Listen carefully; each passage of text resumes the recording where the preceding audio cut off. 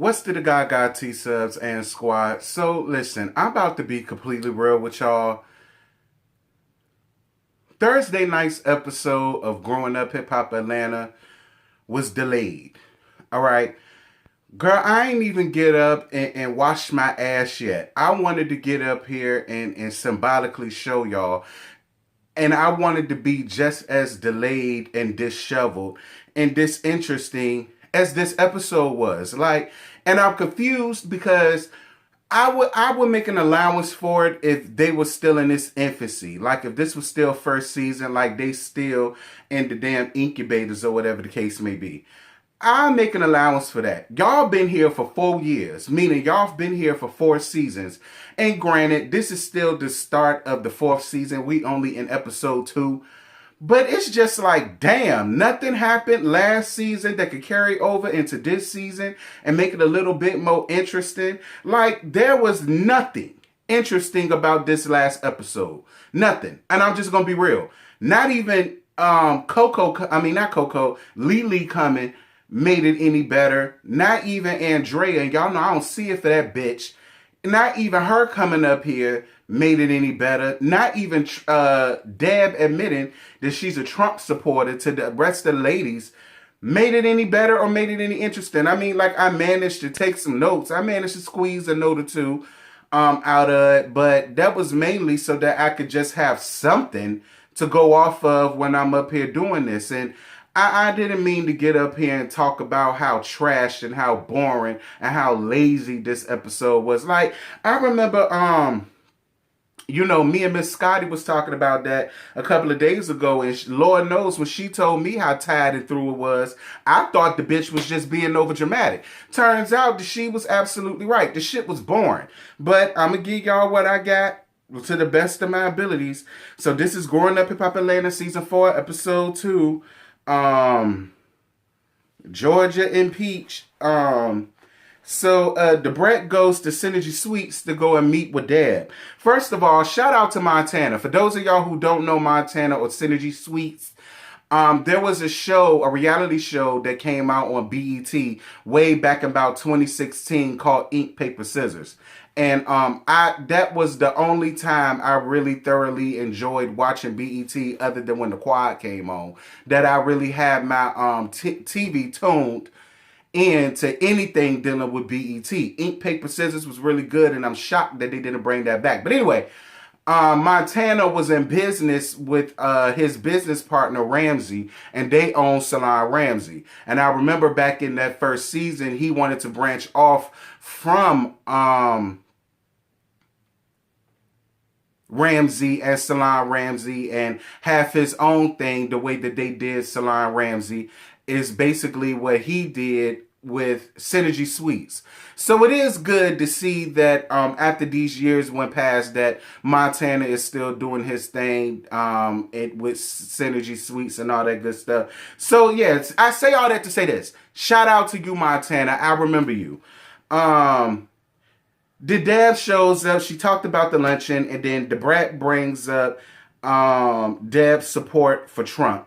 I'm not even about to deal with that. And Debrat is not here for Johnny Blaze coming back around. And listen, I don't hate Johnny. Actually, when Johnny first came on Love and Hip Hop New York, I was seeing it for Johnny.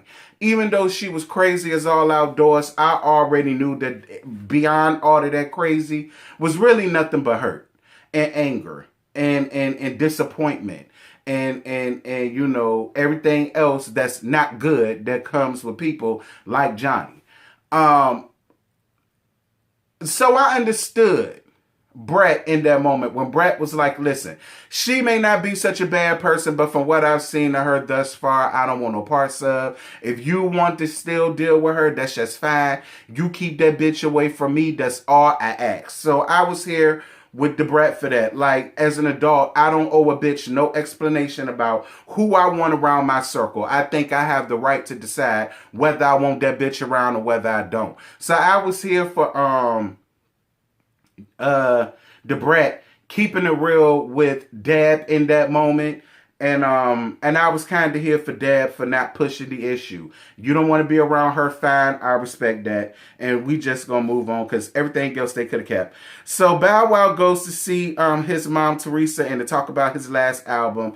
She talks about how she doesn't think that he should talk about his past relationships and for his last album. She doesn't think it's a good idea, and you know she doesn't want him disrespecting none of those women because he don't even need to be bringing their names up or bringing them up or doing anything. Like, to me, for your last hurrah and you want to make it about all of these failed relationships that never worked simply because you're not living in your truth, Miss Bow Wow, you know, I don't want to hear about that. I don't think nobody else that came up in our generation wants to hear about that.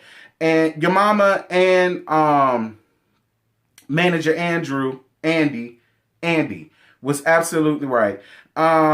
She also feels that he doesn't need to play his music to people that he supports, to people that he throw money at, to people that he always calls when he's having a party or he's spending racks on stupid shit, on the drugs and the lean and the women and She felt the same way his manager did, which is you need to play this to people that don't have no stake in nothing that you got going on. So all they can do is keep it real with you.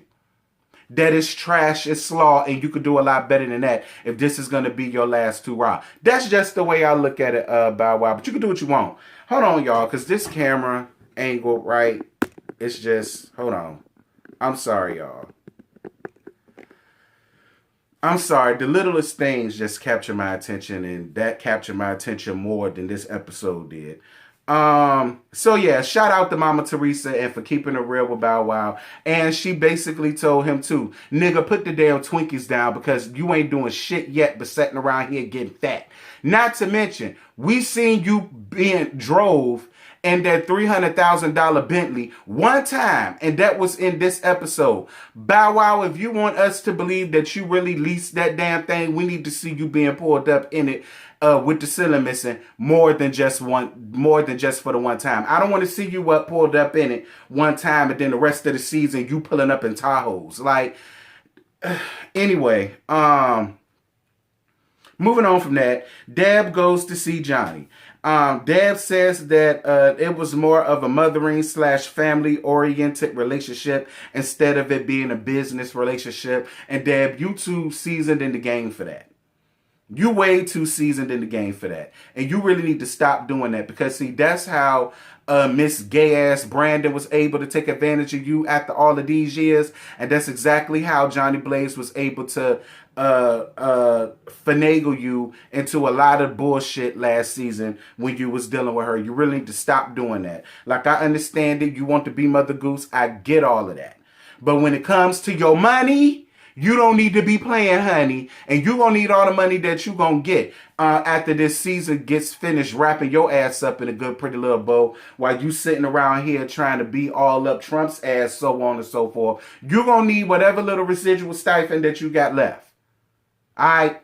Don't fuck it up. Moving on. Johnny claims that since C19, she's calmed down a lot and she was standing in her own way. I refuse to believe that it took 1 year for Johnny to just do a full 360. I don't buy that. I think Johnny is just doing the bare minimum that she can, which is partly why she had that complete meltdown that she had. And we're going to talk about that in a minute. Deb invites her to a luncheon for her to prove herself in front of other women. Deb, that's not a good idea. You already know how Johnny is. This is like another situation where you're basically trying to force Johnny on other people. And you're trying to force Johnny to be amongst other people, especially people that she don't even know, especially with people that only know of her from what they've seen. You know what I'm saying? That is a lot of pressure to put on somebody that's trying to change. I'm just going to be like, speaking of, where is gay ass Brandon with his meatball with leg shaped ass? Like, even he made you a whole lot more entertaining, Dad, because what you got going on with Trump and this luncheon and all the rest of this, like, After this, Deb, if there's no more use for you, I just don't see no reason in you being around. And I'm just going to be real. I feel like growing up Hip Hop Atlanta can survive without Deb Anthony being around. I'm just going to be real. Now, they say that you got some executive producer credit. I don't know how true that is. I didn't look at the credits. But if you do, and I'm more sure the Brett does too. But if you do, that don't mean that you need to be in the foreground. You need to be in the background somewhere, stirring up the pot and all of these other storylines or whatever the case may be. And, you know, and not let us see your hand or something. Because, anyway, y'all, I had such high hopes for this season, and it's not giving me nothing. Angela swimwear photo shoot that Jermaine Dupri's daughter bum rushed into. Shout out to Jermaine Dupri's daughter. I actually like her. Shout out to you, Angela, for your swimwear photo shoot. I'm for it. Hold on, I lost my spot. Yes, God, Angela, I'm for it. She getting to where the money resides. Where the money resides. Where the money resides. Where the money resides. Girl, quiet as it's kept. Instead of Miss Bow Wow sitting up there trying to get up under your skirt, he need to be trying to figure out how to make the same amount of dividends that your ass is making. Quiet as it's kept. Then Deb tries to reach out to Johnny on the day of her luncheon and she couldn't reach her. Come to find out, she had a whole anxiety attack about being up amongst all of these other women who are already coming with preconceived notions of what they think about her. But then again, Johnny, that's your fault because everything that they think of you, you gave them. So while I understand the whole anxiety and all of that stuff, listen, you played it off a lot better, way more better than Candace Diller did. So I will give you that much credit. You played it off a whole lot better than Candace Diller did. But, I mean, you know, other than that, I mean, I'm glad you got better, sis. Moving on. Bow Wow, Angela meet to catch up. I said this before, and I said it last year on Growing Up Hip Hop LA, and I'm gonna say it this time on Growing Up Hip Hop Atlanta. I don't give two twig and berries fucks about Bow Wow and Angela. I don't care. I don't care. Anything that's dealing with just the two of them, I don't care. Return to sender. I don't want it. Take it back to the cook. It's a hair in the I don't want it. Moving on. So then Deb has her luncheon. All of the ladies that are sitting at the table was not there for Trump. None at all whatsoever. And then Deb gonna ask this stupid ass question of why doesn't anybody see it for Donald Trump? And I'm like, excuse me? Out of all of the messed up, all of the negative, all of the self-deprecating, all of the racial tensions that this man done stirred up, how he dogged out women time after time again, how he dogged out so many minorities, and you got the nerve to sit your black ass on this goddamn thing, sitting up here talking about you just don't understand why people don't see it for Donald Trump?